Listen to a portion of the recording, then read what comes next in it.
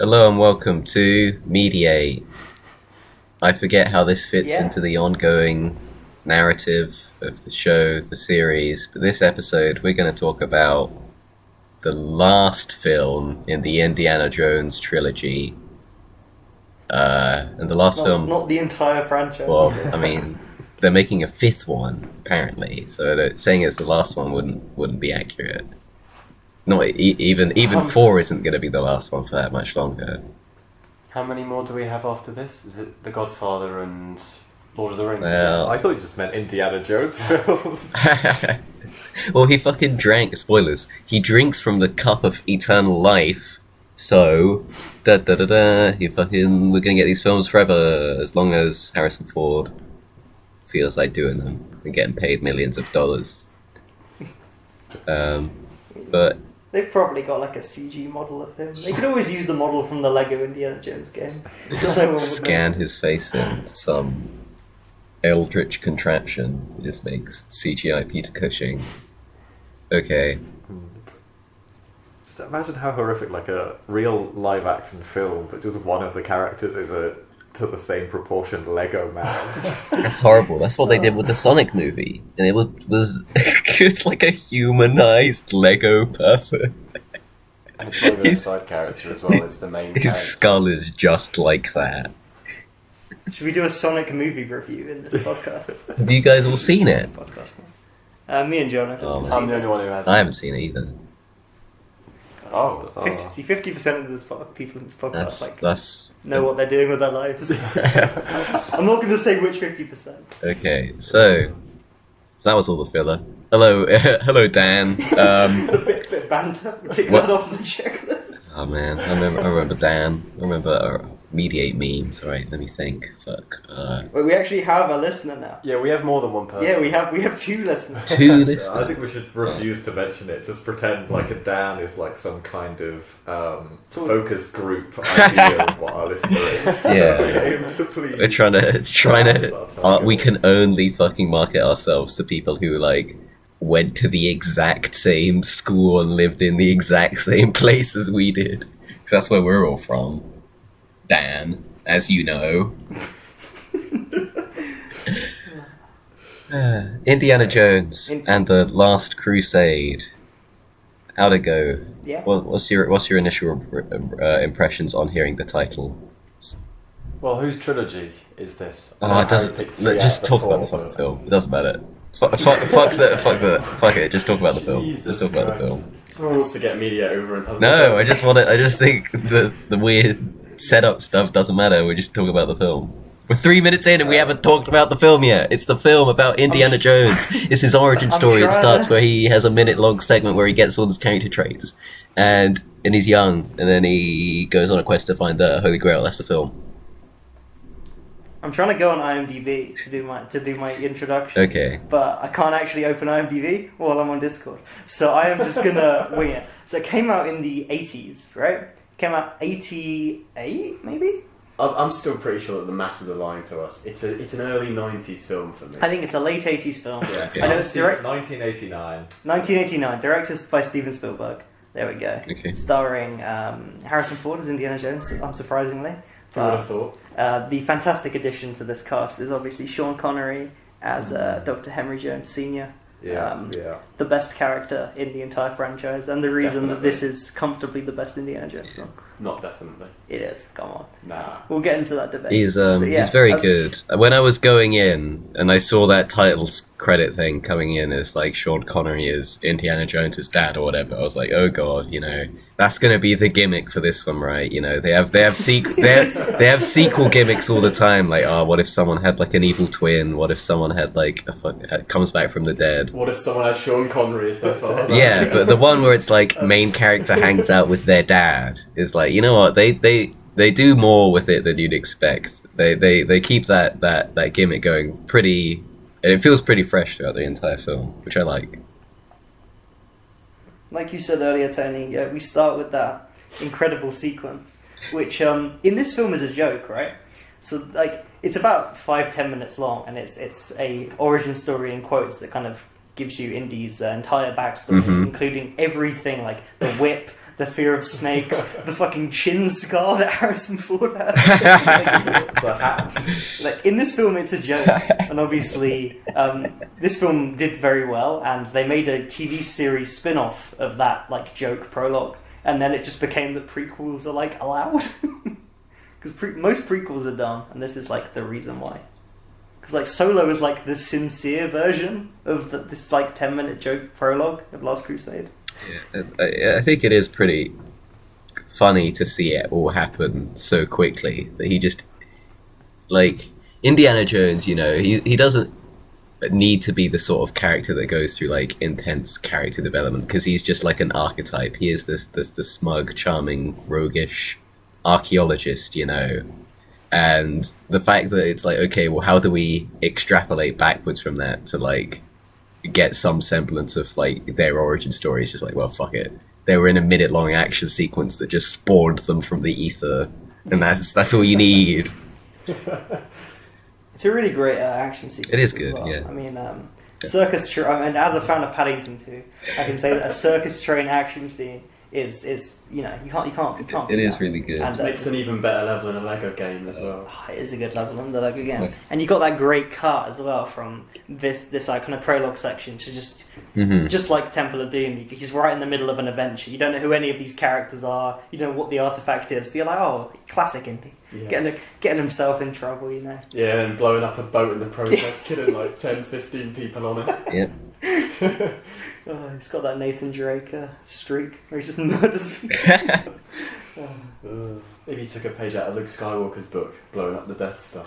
I mean, that's worse. I was gonna say though, like, as with backstory, and maybe I'll bring this up more when we talk about The Last of Us, but if the film had just cut to the bit where, you know, it starts with like him getting punched in the face, would we have really like missed much? Because it's not like that cross thing is even that important in the film. No, I think it's more that I say it's played for comedy, but it's also used to kind of introduce the father. Yeah, that's good. And his kind of relationship with him, so that when we kind of understand their relationship a bit better when they kind of meet each other in that Nazi I castle. suppose I see that. And it works at being cutting from young to old being punched in the face better than if this film just immediately cold start on a. I actually really do like the actual opening shot of the mesas and all in the fucking desert, right? Because I was like, oh, a third Indiana Jones film, or am I really vibing it? And then I saw those, you know, long panning shots, and I was like, you know what, I'm down for another. I'm down to go travel in red line form across some maps. I'm down for that, to do it a third time. The Muppets 2011 came up with the travel by map joke. The young version of Indiana Jones is played by Joaquin Phoenix's brother. Yeah. As well, right before he died. Damn, that's right, true. yeah. I'm just sad. Sorry about that. That's Really, alright. really, But really yeah, killed the vibe this there, is Ethan. because obviously you got Raiders, which is great, and then Temple of Doom, which we'll pretend doesn't exist. I mean, it's a prequel technically, and then Last Crusade, which is the actual. What's the machete sequel. order for Indiana Jones? You like cut it so that the numbered ones. you start with just the intro of this one, then you go to Temple of Doom, then 1, then 4, then 5. That does sound horrible. I just wouldn't watch 4. Alright, this film, we've got like 2 minutes into it. Alright, so the plot is that the Holy Grail is now real. You just got to take that leap. In fairness, the film doesn't. I mean, I tell you don't that. doubt It's that built up to it. there is actually a cup that is like historically considered to be the Holy Grail, probably fucking somewhere, you know. That's true. You know, But, there's a lot of Jesus Indy- shit that's Indy has actually seen real. magic I at this think. point. Yeah, it's really strange about that. I was gonna bring it up, like how there's this weird, like, almost disconnect between the fact that he is like such a hard and fast, like, it belongs in a museum, you know, scientist type, and the fact that the films like just canonically have like divine magic in them. And I suppose maybe I've given Indy not too much credit. He does sort of come to that realization in the first film, and now he's more of a believer in this one, which is interesting. He's got those cleric levels. Yeah. He's multi-classed rogue and cleric. Yeah, but it's the fact that technically with Temple of Doom being before the first one anyway, like he's seen a heart being ripped out of a man's chest. Like I mean, you can just do that though. Blood rituals. You can just rip a heart out of a chest, can't you? If you just But the way he does it, where he like oh yeah, he kind pulls of it through the sucks it skin, out. the Yeah, skin that's is, true. like, perfect. That's Leaves true. it I still in mean, place. if you would, But it's still beating as well. I think that's the real. I don't know. I'll have to Removes check. the still beating heart and the guy's still alive for like a good minute after that. I think that's Yeah, maybe I just blanked that he's- film out a bit too much to remember it too well. Yeah. But so he's seen like proper ridiculous unexplainable magic, and then he's seen the Ark of the Covenant, and then he's just like, no, a cup is a fool's errand. It's like, okay. Right. So, yeah, he goes to get the Holy Grail, and he goes to Venice, and he goes and smashes up a library. Yeah, for an archaeologist, he does not respect the give a dig shit. site that much. I mean, I get that he's in a curry, so fair enough. I'm not going to ding it at CinemaSins point or anything, but it's just funny that how he's like, well, guess I've got to lift this tile out of the fucking library. I'm not just going to call a contractor or get like a tool that would do it. I'm just going to fucking get this rope thing. What do they call it? Like a valet pole. And just fucking smash the floor like I'm fucking John Wick, getting back into it.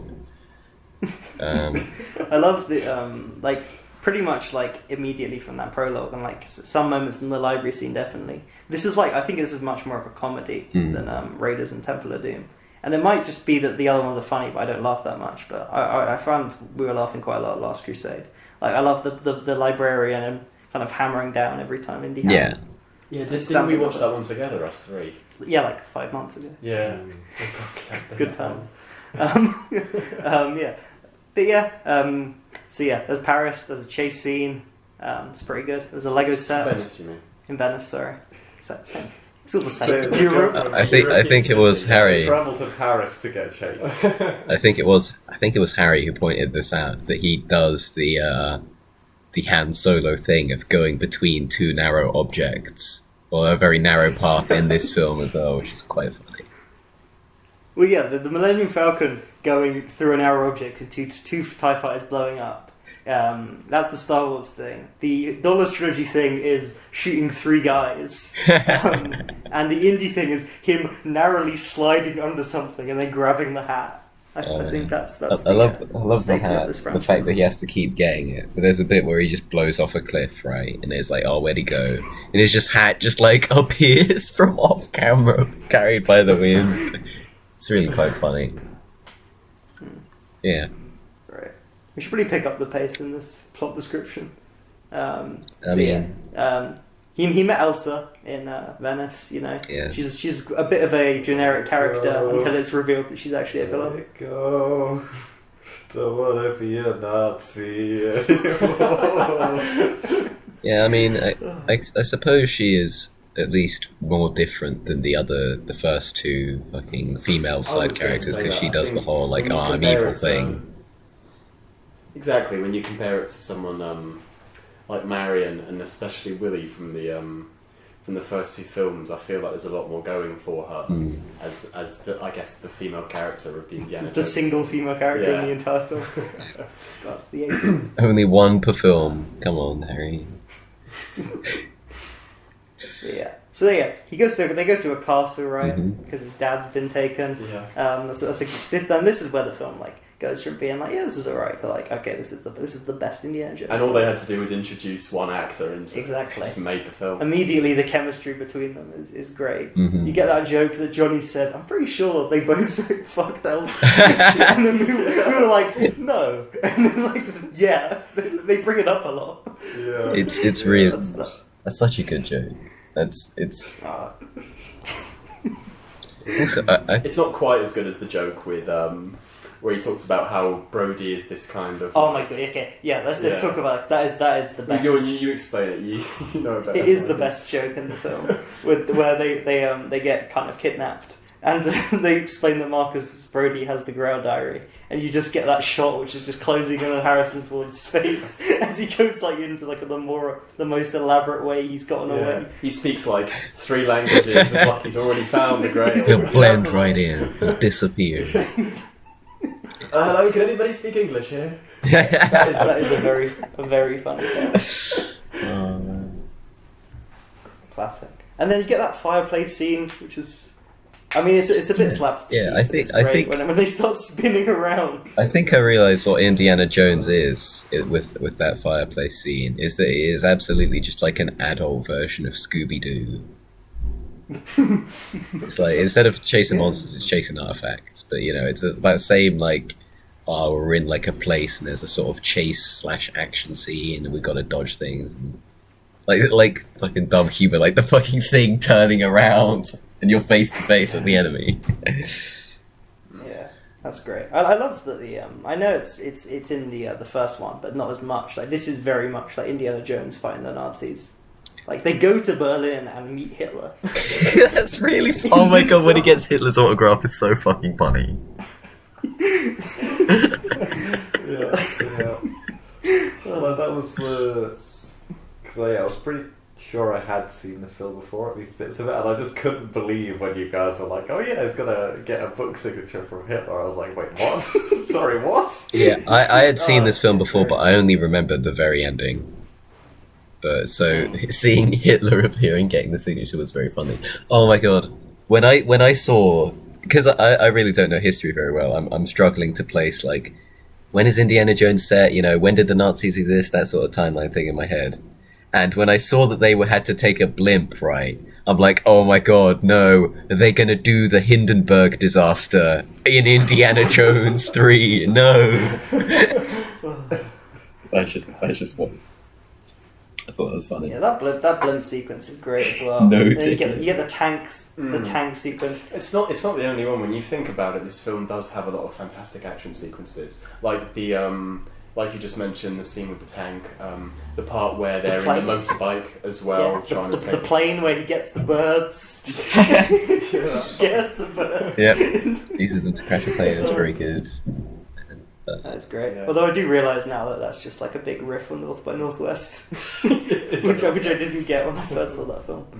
I mean, I guess the best part of the film probably has to be when they're at the temple and he has to do those 3 trials, doesn't he, to get to the Holy Grail? Mm-hmm. Yeah, that part's awesome. I really like the tank scene though. It is a proper adventure film. Like getting to the destination is so much fun, and yeah. I feel like what makes the tank sequence so good is that not only are so many of the characters, I feel quite. They're quite vital to the sequence. I feel like you get a really good sense of geography of where all the characters are relative to what's going on as well. So you've got Henry inside the tank with Brody trying to rescue him. You've got Indiana Jones trying to rescue everyone. I haven't even talked about Sally yet. Sally, they bring Sally back from the first film. He's I think the thing with the tank scene is it's like you get such a sense of like space as they do the action scene around the whole tank. You know, you get like the inside view, the people coming towards the tank. It just really like feels like a thing that's happening as you're watching it, you know, rather than just being like, I don't know, a transformer blowing up or whatever. Fuck you, Michael Bay. I don't know, but it's well directed. That Steven Spielberg guy. I think he's one to keep an eye on. I made that joke last episode, but fuck it.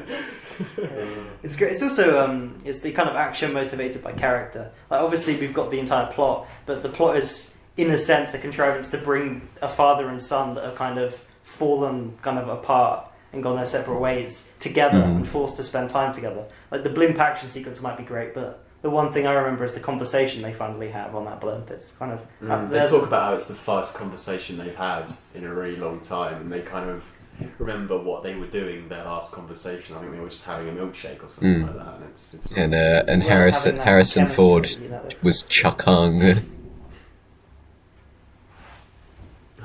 He was fuck the photo I sent you earlier where the fucking subtitles fucked up and it's just it's Harrison Ford Chuck Hung instead of Chuckling, which gave me a good Chuck Hung, if that's the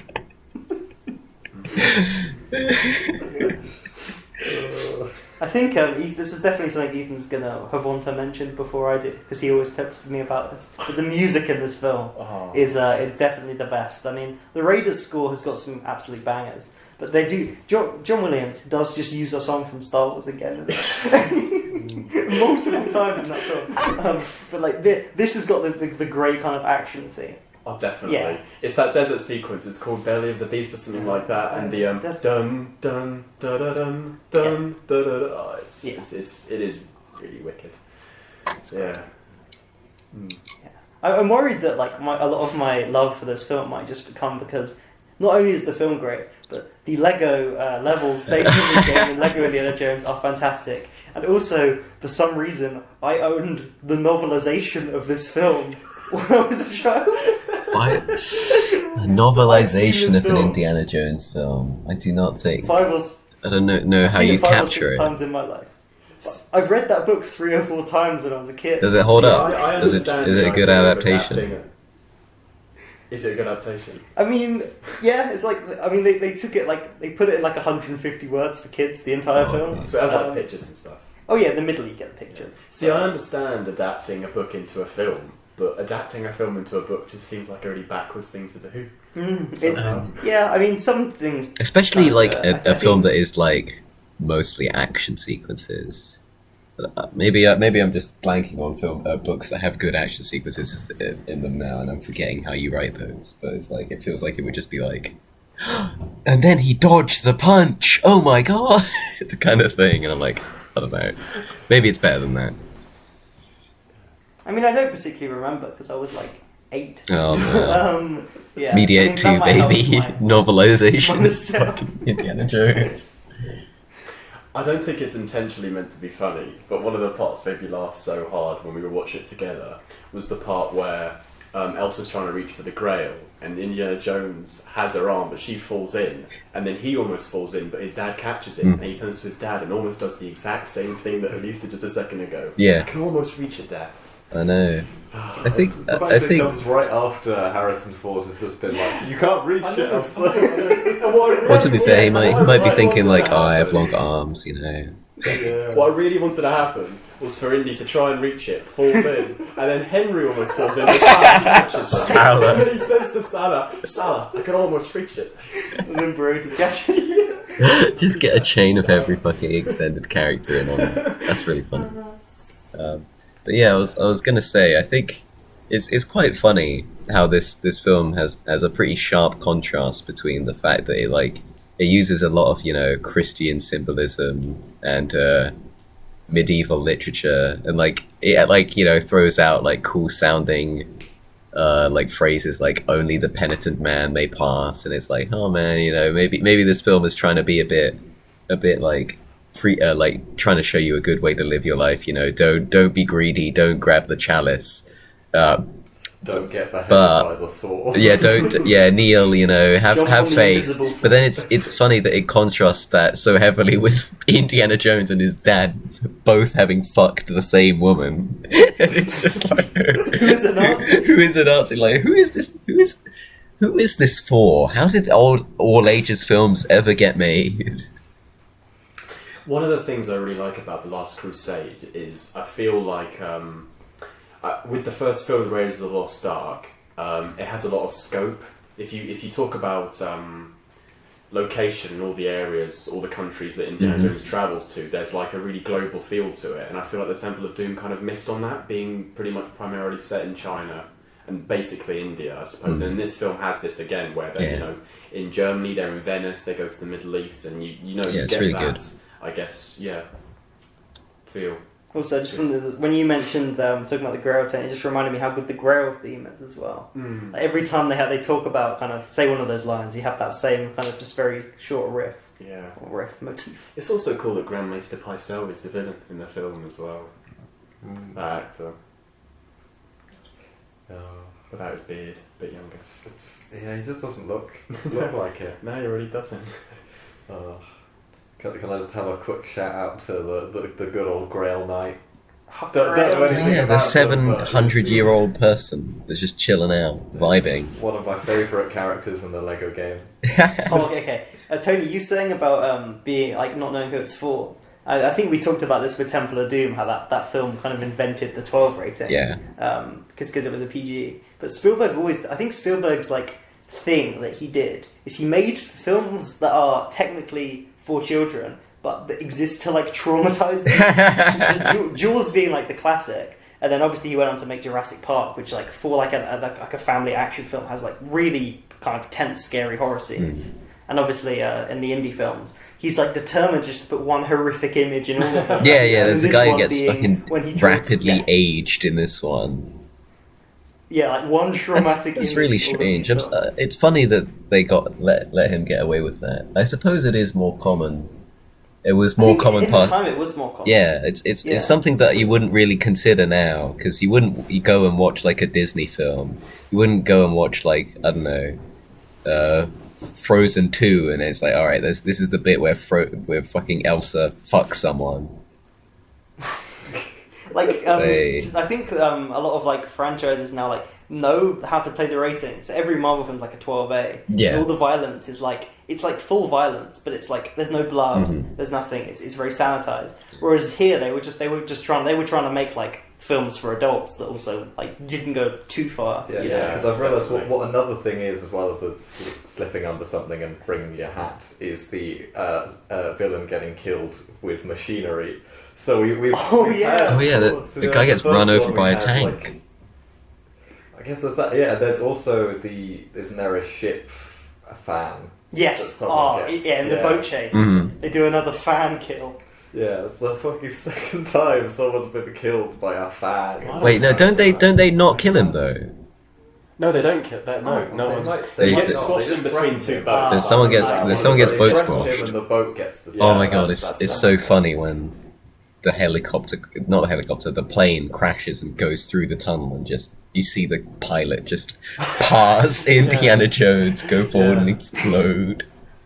And they just give each other like a look. Yeah, that fucking look. Oh, it's fucking funny. Also, with Spielberg, he also made E.T., which is like designed in a lab to traumatize children. Yeah. Like, it's the most evil. When you still think about it, it's really no surprise that you mentioned this list, is it? yeah, he did it with grown-ups. But yeah, I'm determined to like. This is my theory that he basically went through a really tough. Like his parents divorced when he was young, and it was really hard on him. So he made E.T., which is essentially a film about an alien, but it's a film about like trying to put children through like loss. And yeah, basically that's what I'm saying. Okay, I see. It's So he traumatized children. he's That's like what he does. the older like sensei type who's like making children go through these like harsh training exercises of being like, I yeah, think all his 80s films definitely did. that's really funny. It's like the opposite of getting someone to learn karate by having them paint a fence. It's telling them how to paint a fence by forcing them to do karate. Like, I will traumatise you so you'll be prepared for lesser emotions in life. Yeah. You have to temper them like a blade. You just fucking stick a child underwater. Yeah. Here's how to deal with watching someone being run over by a tank. God, There you go. Now you'll be fine when a friend dies. yeah. I suppose, you know what? Maybe he was the hero we deserved. We just couldn't see it yet, or whatever. It's amazing how much these films kind of hold up. Like They hold up really well. Like the action's still great. They're still like properly funny, and I think that comes from just like the really solid performances, really solid script, like idea. They didn't make 25 Indiana Jones films. They did make another one, but we'll forget. And that. we'll make another But one yeah, after they that. didn't make an Indy 4 in like 1992. They kind of the ideas run its course, and they called it a day. And it's in terms of a trilogy, it's a pretty solid two films in there. It's a pretty fucking great one. That's the trend. 2 out of 3. That's the majority. But Apart from yeah. Lord of the Rings, that's the one. That's the one trilogy. I was gonna say, like, watching the part where they go into Venice, it reminded me of when they go to Venice in the newest Spider-Man film, and I'm like, you know what, Venice just looked better in the past. I don't know what it is, but even though, like, I don't know, film technology has improved, I guess, in some ways. It's just like, no, Venice just looks way better. Maybe, I think the color palette is just a lot stronger. I think shooting on film, films that are shot on film just look better than films that are shot on digital and haven't been color corrected properly. I think that might be part of that. Like, But yeah. the Marvel films have kind of been Yeah, often they look. criticised for Marvel just films look looking really quite flat. blue. I don't know what it is. Whereas it's a very nice day in Venice. I remember you get that lovely, like the nice. Like, as a librarian, I can say that it's a very nice. Can you sympathise with someone coming in and bashing the shit out of your floor to unlock some ancient tomb? Well, but God, it's really It like happens to me all the oh time. man, he goes down the tomb, he opens up and finds another hole, goes down, and he's in a fucking graveyard type thing. It's like Silent Hill. Keeps going down. And then he ends up in Keeps the going cells. down. All right. The question I wanted to ask everyone, as we've kind of reached the end of Indie, is Raiders of the Lost Ark or The Last Crusade? What's better? Last Crusade. Tony? I think I'm hitting the same problem as I hit with watching the Spaghetti Western trilogy. It is just that, like, even though I can recognize that they probably get better as this trilogy goes on, it's the fact that they're not different enough from the one that I saw first. I'm like, well, it's kind of just another Indiana Jones film, so I'm not as super hyped for it as when I first watched the first one. But so I don't know. I'm not gonna use the word objective, but I did probably have a better time watching the first one just because it was the first time I saw all the cool gimmicks that he did, and I'm like, okay, yeah, he does his whip to do something cool. Okay, I get it, kind of thing. We're back. Slight delay. A little interlude. So Ethan, what do you think? I think that Raiders of the Lost Ark is a better film, but I think I enjoy watching Last Crusade more, and I've probably seen it more times. That's exactly the same answer as me. Yeah. Yeah, I think your Raiders is definitely. I think it's a better constructed film. But it's nowhere near as fun as Lost Crusade. Yeah, I feel that's what I'd probably go down to as well, but I feel much more heavily weighted on just I feel like I enjoyed The Last Crusade a lot more. So I would put that one above. Yeah, same. We named the dog Indiana. Yeah. I feel like Sean Connery is just close enough to edging this one above the other one, but I don't know. I'd say I'd have to watch them both closer together to like really know. But I don't really want to watch two Indiana Jones films back together. There's only so many times I can see someone get whipped and see him pick his hat up off the ground. Get whipped. Are we going to give this film a rating? We should. I'm surprised it took that long for someone to do an impression of Sean Connery in this film. See, that was what I was worried going into the film, was that I would just be so tired of it from the endless quoting you guys do. Yeah, we named the dog Indiana. It's something I have heard Harry and Ethan say like 50 times. And I was waiting for it to come up in this one. What other ones have we got? I don't know that for this film that well. I just know Junior. That's like the one line I can just Junior. I think now. Marcus. Now, so the numbers 3, 7, Rich Moneypenny. 10, 3, 7, 7. What numbers are we giving it, lads? You have to say it in Roman numerals. Okay. Okay. Who wants to go first? Mine's really easy. Mine's X. Oh, that's very strong. Yeah, I absolutely love this film. It's one of my favourite films of the decade. I think it's probably my favourite Steven Spielberg film. I'm sorry, Ethan, I don't like watching Holocaust movies. Yeah, I don't blame you. Yeah, I really like this. It's brilliant. I 10 out of just 10. died. Jonathan knows. Mine would be IX then, which is a 9 out of 10. Mine would be IX as well. Maybe a high VIII. That's right, I know my Roman numerals. I studied the Tudors back in junior school. When we put it on the spreadsheet, can we put it in Roman numerals so it just doesn't give us a number? Yeah. What I did like is when I was saying my IX, my glasses slipped down a bit, and so I pushed them up, and I felt like such a nerd being like, I think you're fine. IX.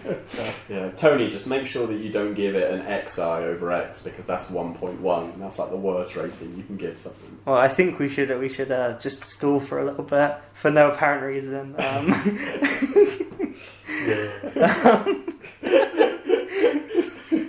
So, okay, what would you guys give if it didn't have Sean Connery in it? Probably like a 7, maybe. Probably like probably a 7 with Probably a VIR. maybe even like maybe a 6. VI. I'll be honest. Alright. Yeah. Now let's randomly ask Tony what he thought after that delay for no Well, reason. I think I would give Sean Connery's performance a whole 2-point value out of the whole score for the whole film. So that means 6 add 2 means this film is worth a solid 8 out of 10. When... Nothing wrong will be happening to the people listening. Yeah. Huh? Damn. Fuck it. Anyway, I said 8 out of 10. That's my score. Harry, are you hearing this?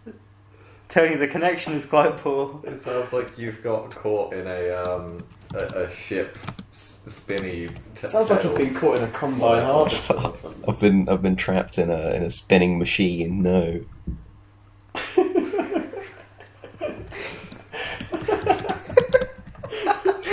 Oh my god, the quality is so Should we just end this podcast? I think we should. This is an absolute shit show. It's cursed. I'll be clear that Won't edit the on audience, my it's end just us is both great. talking through all of the audio coming at once. Does this Clearly sound a you worse or problem. better than the Departed audio quality?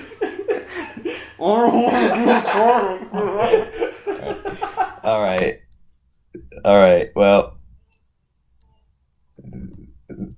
thanks for watching, Dan. I'm gonna stop now.